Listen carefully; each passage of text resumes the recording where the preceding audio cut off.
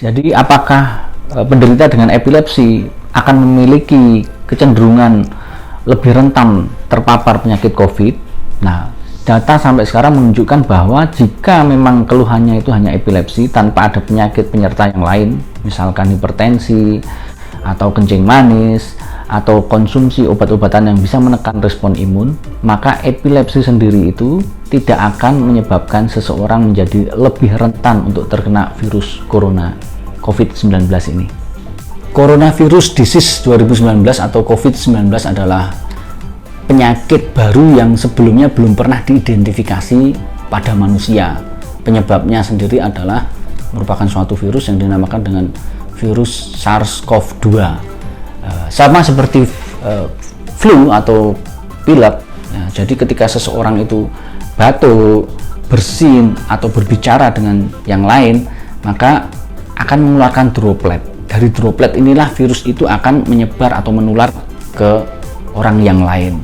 Gejala yang muncul bagaimana? Gejalanya bisa mulai dari batuk, kemudian nyeri badan, ada demam, kemudian ada sesak nafas, tergantung dari sistem imun seseorang itu, apakah dia memiliki imun yang cukup kuat untuk menahan virus ini atau memiliki imun yang lemah terhadap virus ini.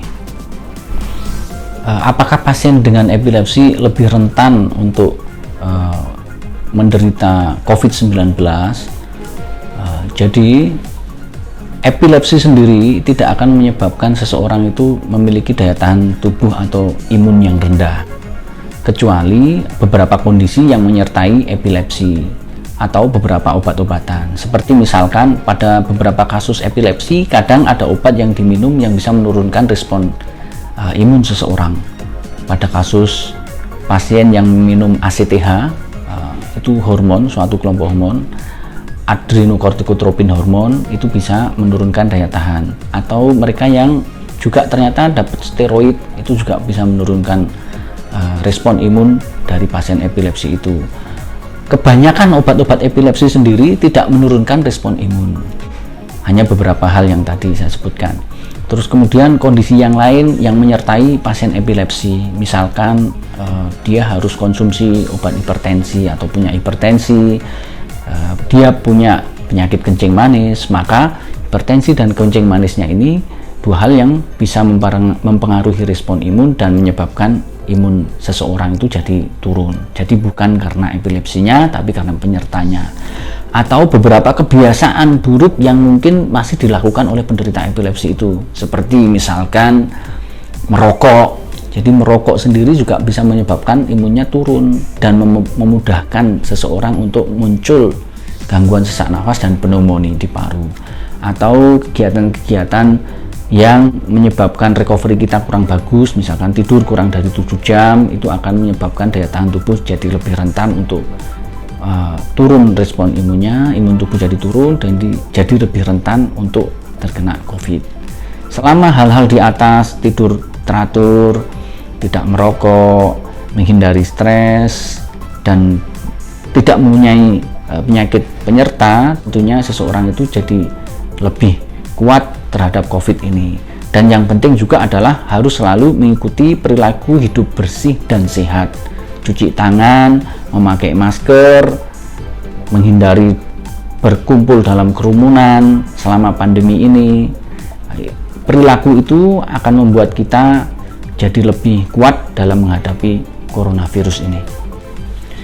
Jika kita memiliki epilepsi, apakah berbeda apa yang harus kita lakukan agar kita terhindar dari COVID ini dibandingkan dengan populasi atau mereka yang tidak memiliki epilepsi?